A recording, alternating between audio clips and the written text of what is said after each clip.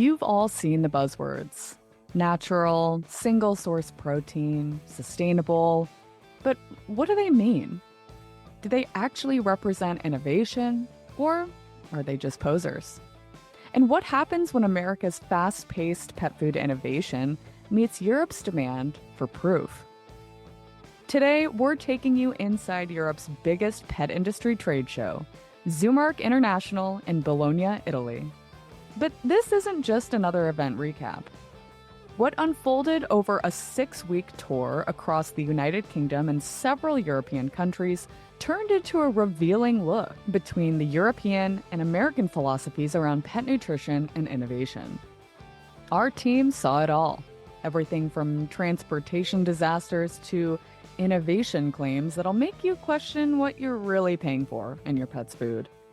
In the episode, we'll explore why European companies demand proof before promises, while American brands lead more with emotion and storytelling. Whether you're a pet parent trying to navigate conflicting claims, or an industry professional looking to understand global trends, this conversation may change the way you think about pet food innovation. Let's get into it. Welcome to Barking Mad, a podcast by BSM Partners. I'm your host, Jordan Tyler. So to really set the stage here, we are not just talking about Zoomark today. We'll also talk about the 6-week European tour that Nate Thomas, co-founder and partner at BSM Partners, and his wife, Amanda Olson Thomas, executive assistant at BSM Partners, embarked upon this spring. These two crisscrossed Europe probably 2 or 3 times, actually, from London to Berlin and Bologna to Barcelona, covering more than 20 cities by train, by taxi, by foot, sometimes by sheer willpower. So the tour was definitely not a vacation by any means, but it was productive, and there are some good memories to share. So stick around to the end of this episode to hear more on that front. But let's shift now to today's focus, which is Zoomark 2025. Today, we're graced by several members of the BSM Partners team who actually attended Zoomark 2025. So with us today is Nate Thomas and Amanda Olson Thomas, whom I've already introduced. We also have Emily Mesnier, Vice President of European Operations, who is based in Nantes, France. We also have Michael Johnson, Principal of Branding, Strategy, and Marketing, as well as Eric Rittenhouse, Business Development Manager for BSM Partners. Now, I've heard some stories and snippets about the show here and there, but really looking forward to digging deeper with you all today to uncover some of the differences between the European and American pet markets and how that's reflected in the way that these industries operate and really cater to pet parents. Now, a few notes about the show. It's a pretty big deal. The Global Pet Industry Trade Show attracted nearly 31,000 visitors from all over the world, more than 64% of which came from outside of Italy, and it featured more than 1,200 exhibitors from 56 countries. So this was a record-setting year for Zoomark, which actually expanded the show by 32% this year to accommodate the growth. And I want to spend just a second on that. So the show spanned 90,000 square meters. Now, for those of us in the United States, that's nearly 970,000 square feet, which is hard to visualize for sure. But it is roughly the same amount of space as 17 football fields. American football, that is. Which is like a lot of football fields. To put that in perspective, Global Pet Expo and Super Zoo, which are 2 of North America's most attended pet industry trade shows, are each at around 350,000 square feet, which means that Zoomark is bigger than those 2 shows combined. Now, if you look at the coverage by any of the pet industry trade magazines here in the US or over in the EU, you'll hear nothing but rave reviews about the show. But that's why we're here today, to figure out what really went down. So in reality, there were some major issues with transportation, which made it nearly impossible for people to get to and from the show in a reasonable amount of time. We're talking, people waiting hours for an Uber or for a taxi, and some people even giving up and just walking back to their hotels. Michael, you've attended countless industry trade shows in your career. What was your experience of these transportation woes? You mentioned that some people, were essentially walking back from the show. We did that one day, and it was interesting, but it is not how you want to do a trade show. We basically contracted with the limo service ultimately, and that turned out to be phenomenal. We were kind of the belle of the ball, but the system was not conducive for doing the trade show. And one of the things I thought was interesting, so we talked to somebody who ran another trade show about the transportation, and this particular person told us what this particular person would have done differently for their show.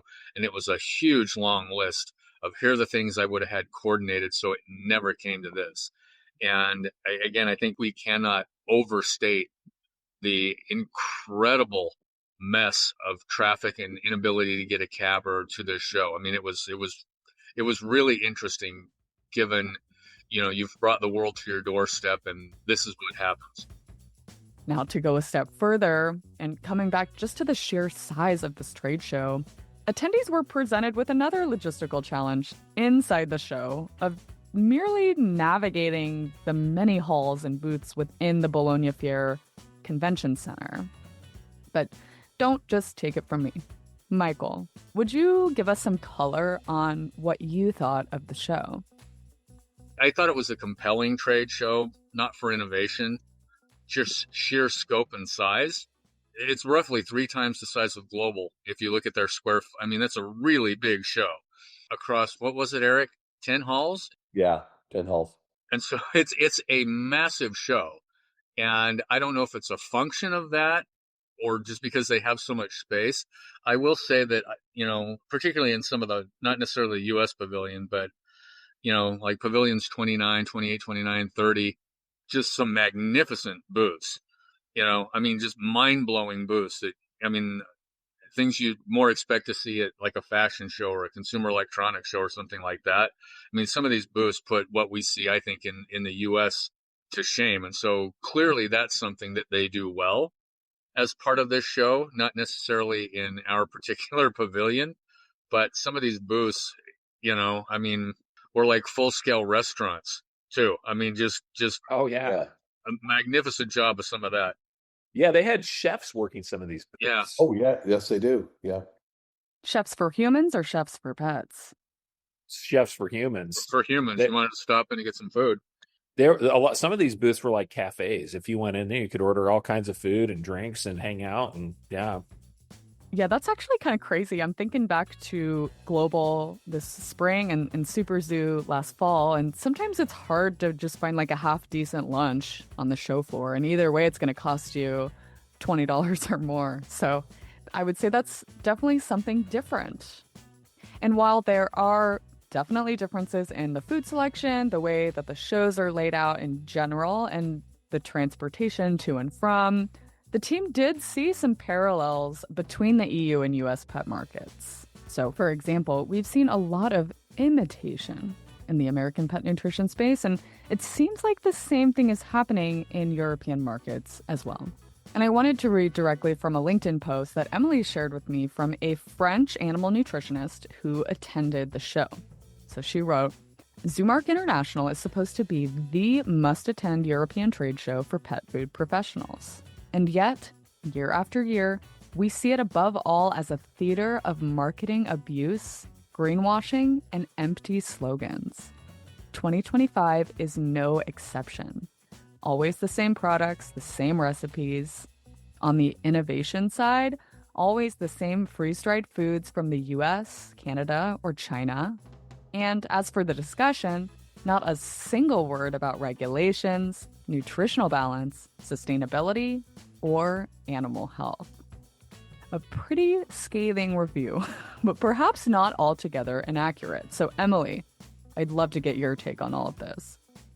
So there's not much innovation happening. At least it depends on how you define innovation, right? So to me, if it's been existing for 20 to 30 years, I can't call it innovation. I find this misleading, and I don't know what's the innovation washing or greenwashing. It's wrong.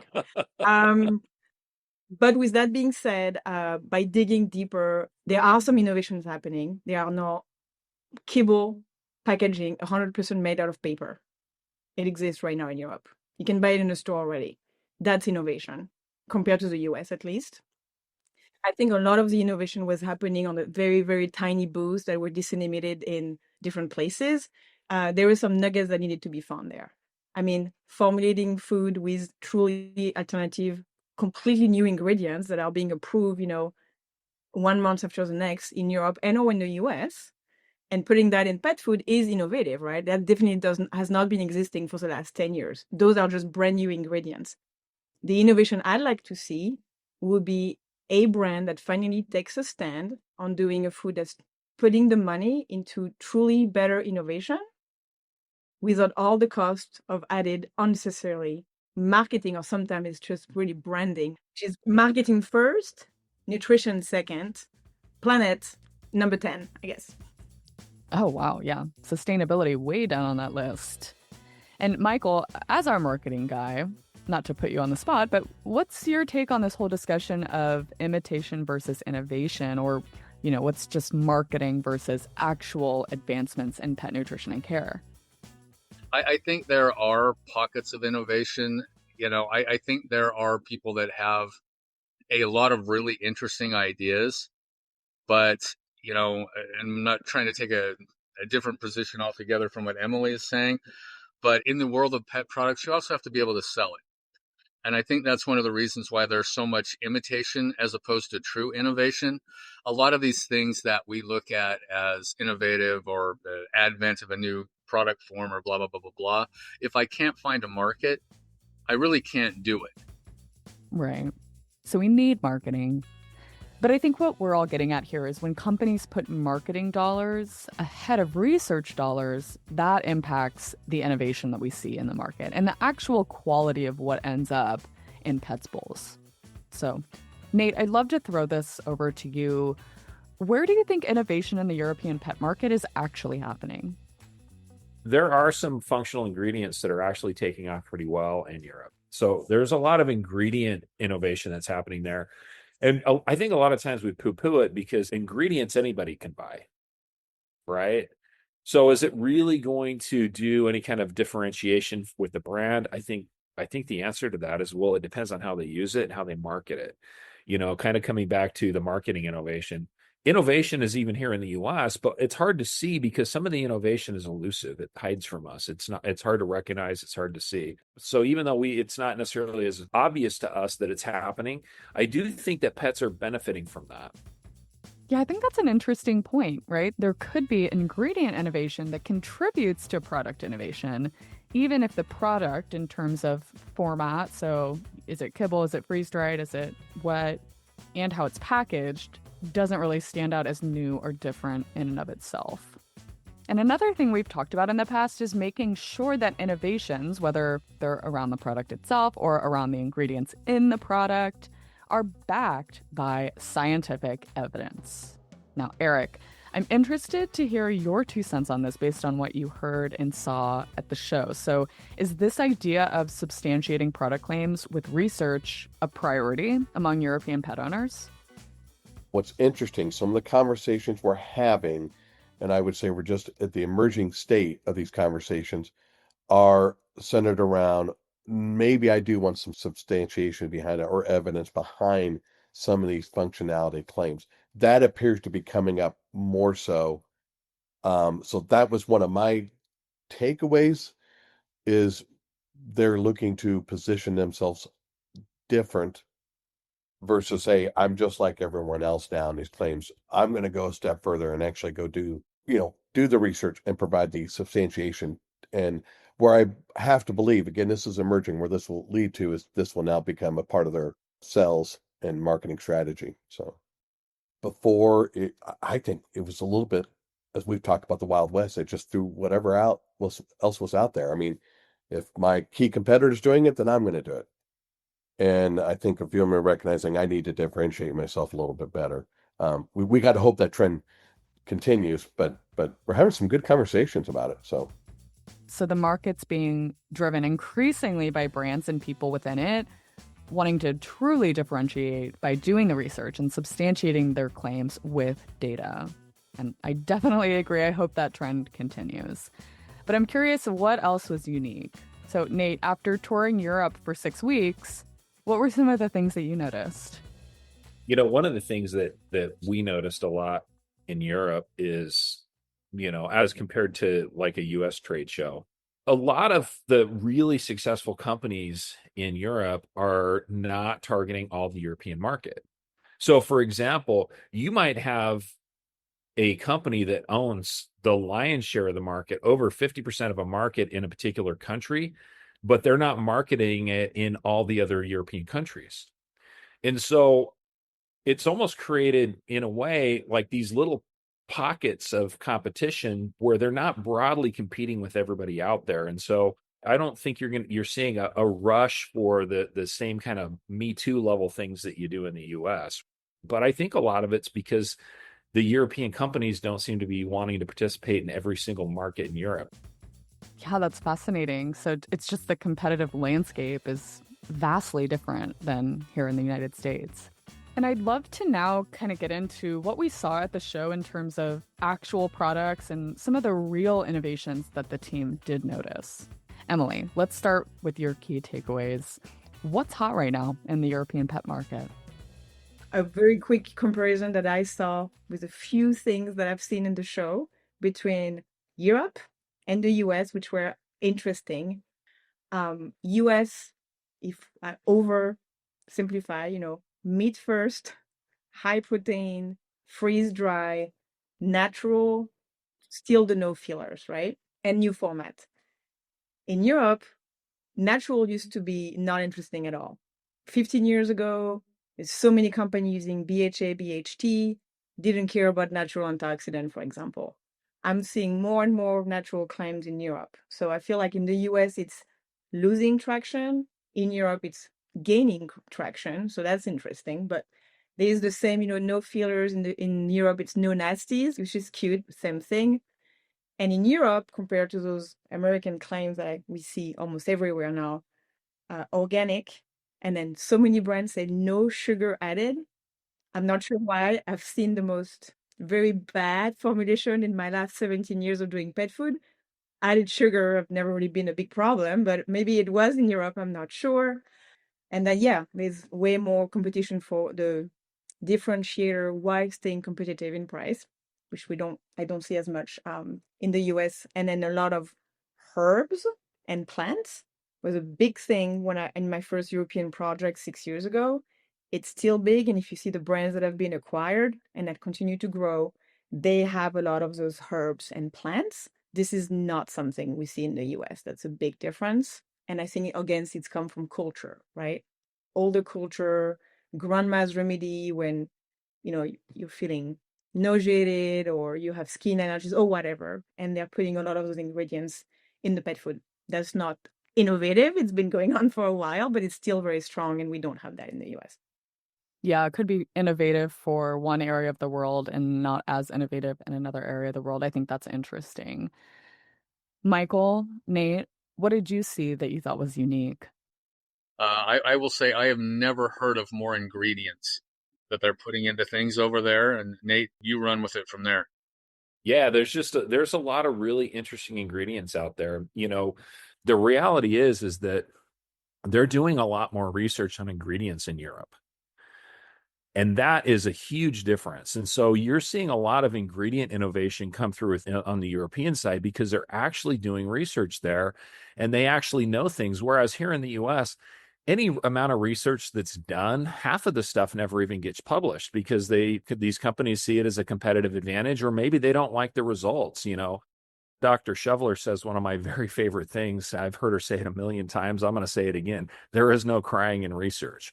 There's crying in research when people aren't doing it. And I see that the US seems to be outclassed by research by the European market. You talk about innovation washing. What about nutrition washing, right? But the US seems less concerned about the research, even though they're concerned about science. Whereas the Europeans seem to be way more concerned about the research. They don't want to put things out and nutrition wash things back to consumers. And we're more than happy to do that in the US. In fact, we've built an entire industry, multiple industries based on that. Europe, exactly what you said, Nate. is show me the proof first, I'll listen to your story later, versus the US is tell me a nice story that makes me feel warm, and then after that, maybe I look at the data. Maybe, which, it's also, I mean, it is also literally why there's way more innovation in the US in general in terms of what's being launched on the market. It's just people don't overthink things, they just launch it. Yeah. And I wonder if any of this is influenced by the retail landscape. So, like, how pet food and pet care products are like sold in the market. Is it vastly different as well in Europe compared to the United States?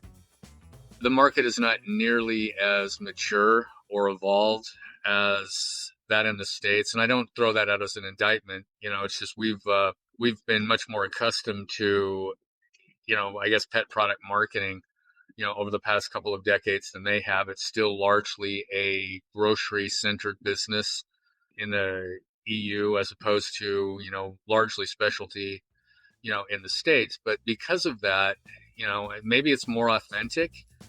That is interesting because in the United States, a lot of people prefer shopping for pet food and pet care items at pet specialty retailers. So independent pet retailers and even big box stores like PetSmart and Petco.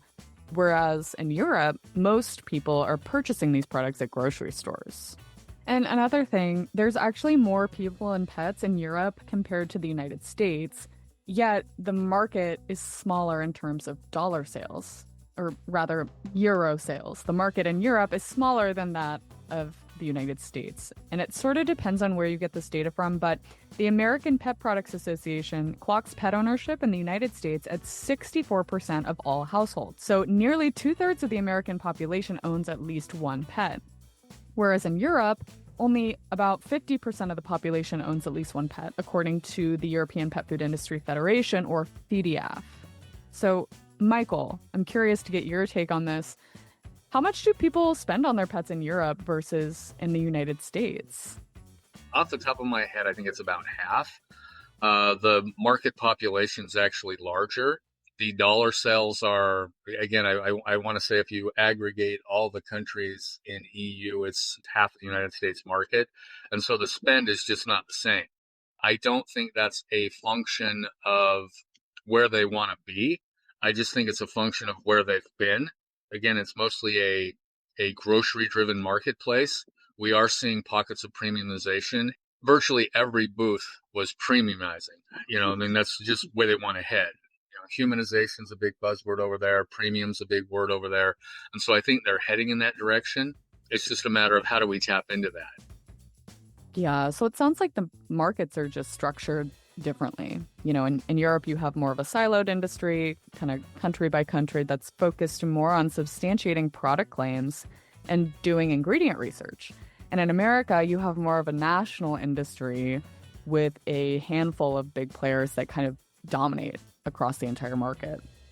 One thing that's really kind of interesting, we talk about kind of the lack of, we call it like a continental brand. Because in the US market, there are a couple of brands that are just leading the market everywhere, right? Interestingly enough, most of those brands are actually leading the market from the grocery store shelves, right? Because by the time you get to that level of a continental brand, of a global brand, at some point, it's hard to be ultra premium on it across the board, because now you're attracting the largest swath of consumers. And I'm seeing a lot of brands, in fact, we visited with several, that are actually outperforming on the direct-to-consumer side. And so I think a lot of this premiumization that we saw when the US market was maturing and evolving is maturing and evolving in a market segment that wasn't really active when the US market was growing into this level. So premiumization seems to be happening more on the direct-to-consumer side.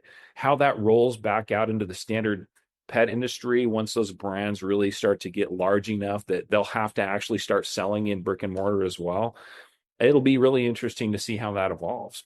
It's not that companies want to charge the most amount of money they possibly can, so much as there's a price point that consumers are going to be comfortable paying, as long as there is some associated benefit that they're going to get from that. And there are pet consumers that are willing to spend just about anything if they can get the benefit they want. Because remember, I mean, we consumers, we're values-based as well. We're buying things based on our values. So values innovation is something that we don't think about and talk about, but building your product and your brand based on the values of your company seems to have a lot of strength no matter what market you're in. I just wanted to jump in with this value and this culture, and also maybe the Europeans are not as goodable with new things that are advertising a lot of benefits and they're not sure they're real. But in terms of the value and the culture, we Americans put pet first and we wear that as a badge of honor. And I've been discovering that in Europe, when you get excited to pet a dog in the street, people look at you like you're weird. So it's quite different. And so I think in the US, we're almost proud to be spending a lot of money on our pets and we want to do the best that we can. And I'm not sure, without having studied this subject, that this is valued or ingrained in the culture here, where if a food was good enough for years, what justifies the need to spend twice more money, for example, right? And on top of that, because you talked about the claim and the marketing, Michael, people being more suspicious, especially when claims, whether they are true or not, seems too good to be true. So it's a great point. I think the two things that really drive that again would be wherewithal and education. If I have money to spend and you can educate me, chances are I'm going to premiumize. Just to put a point on it, and going back to your earlier point, Nate, while you were talking, I just referenced the numbers because I like to be pinpoint accurate. From a population perspective, they're twice the size of the United States in terms of human beings. From a pet spend, it's less than half of what's going on in the States. And so the market could be prime for explosive growth. But again, I think they just haven't found a way to hit that critical mass yet. That said, I think they will. I don't know when, but if you are, again, a company that is interested in a big burgeoning market, I would be looking hard at Europe. Yes, definitely a market to watch, or rather, many markets to watch, as it sounds like each country, more or less, has its own thing going on. But this has been really interesting, and I'm personally looking forward to sharing more insights about the European market and hearing from more of our friends in Europe about how it's growing and evolving. But I'm also curious to hear a little bit more about this 6-week tour that Nate and Amanda went on, and maybe some of the fun that you guys had there at the end in Bologna. I think it's important to get out on the call. So Nate kind of introduced us to Porticos, for example. There's no city in the world that has more Portico than Bologna. So let's put that down as the tip of the hat. Yeah.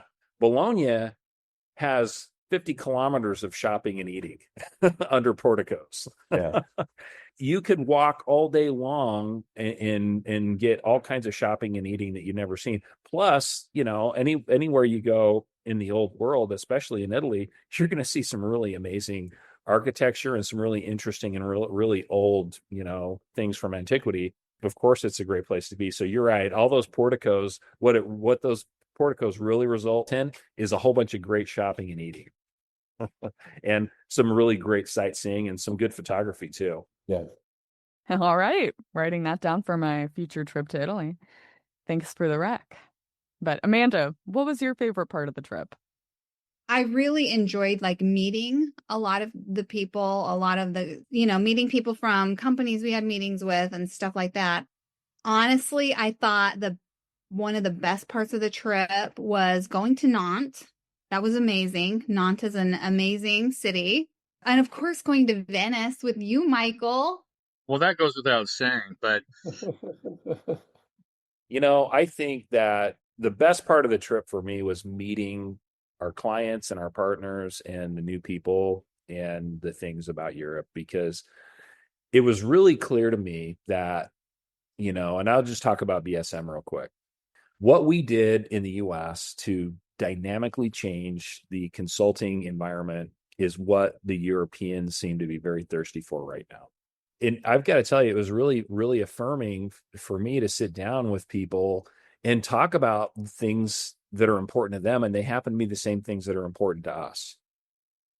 Culture and values, where we see ourselves in the world, what we aspire to as a human being, not necessarily as business people, but as human beings. We're all the same. And I think that was really one of my favorite aspects is we're culturally different, but we are all values based. We're all doing things based on our values. And you know what, guys? We share values with people all over the world. We just don't necessarily always recognize that. But sit down and have a conversation with somebody from a foreign country and have a real honest conversation with them. And I think you'll find out the values are the same. That was really, I think, the best part of the trip is just, it's not that we didn't know that. It's just that, getting into it and meeting people we've never talked to and being able to identify and see them in the dark because we all have the same light. To me, that was really amazing. And I love that. And I look forward to the next time we go back because of that. Yeah. So it wasn't perfect, but it was an adventure. And do you think you'd do it again? Yeah. Oh, we would do it differently, but we would do it differently. I would not pack nearly as much stuff. You know who never wanted to backpack through Europe? Me. I'm not a backpack through Europe kind of gal. Guess who was wishing they were backpacking through Europe? Me. That suitcase was heavy. No pain, no gain. There you go. Hashtag nothing is impossible. That's right. Well, on my end, it was a delight to be there with all of you. So again, thank you for that. Well, we really looked forward to, coming into Knot. We're like, oh, we can't wait to see Emily. And then coming into Bologna, oh my God, we get to see the rest of the team. It was like we were starving of seeing all you guys. It was really good to see the team, and it was really great to have gone through a great experience. And then at the end of the day, the light that you see at the end of the tunnel is your team. Pretty special. So there's your scoop on Zoomark 2025. And we hope this wasn't just a recap, but a reflection on how cultural values shape the way we feed and care for our pets. I think we can all learn something from today's conversation. So for me, the biggest one would be, instead of buying stories and getting caught up in buzzwords and marketing claims, look for science. Another great takeaway, I think, is not all innovation is obvious. Sometimes it's the tiny ingredients inside of a diet that pack the most punch, and consumers should continue to call for transparency around that, because pet food shouldn't be a black box. And the last thing I think I'd say is, while market structures and strategies may differ from culture to culture, region to region, the heart of the pet industry is the same across borders. It's about doing what's best for our pets. No matter where we live, what compels us to buy something, or how we see our furry companions as part of our lives, the desire to care for our animals with integrity and good intention is absolutely a shared value across the American and European pet industries. Thanks again for tuning in to Barking Mad, a podcast by BSM Partners. If you'd like to learn more about us, please visit www.bsmpartners.net. If you found today's conversation enlightening, share with a friend. And don't forget to subscribe to keep up with the pet industry's latest trends and conversations. A huge thank you to Nate Thomas, Amanda Olson, Michael Johnson, Emily Mesnier, and Eric Rittenhouse for lending their time and insights to today's episode. We'd also like to thank our dedicated team, Adamiette Thomas, Neely Bowden, Kate Wright, Katie Wolf, and Dr. Katie Miller. A special shout out to Leanne Haggerty in support of this episode. See you next time.